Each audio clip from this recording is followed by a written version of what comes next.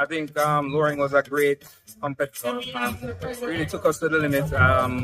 We had to regroup, refresh, and come with a fresh approach in terms of trying to win. And what were your thoughts going into the extra time? That we should have finished in regular, because we were up by 6 points and we squandered that lead. So we definitely had to stay focused to finish the job. Okay, so what next for the team? Well, sky's the limit. We hope to go even further next year. We're going to regroup, try to expand the team, do some recruiting, and then hit the team again. Because it's our second year in. Last year really wasn't so great.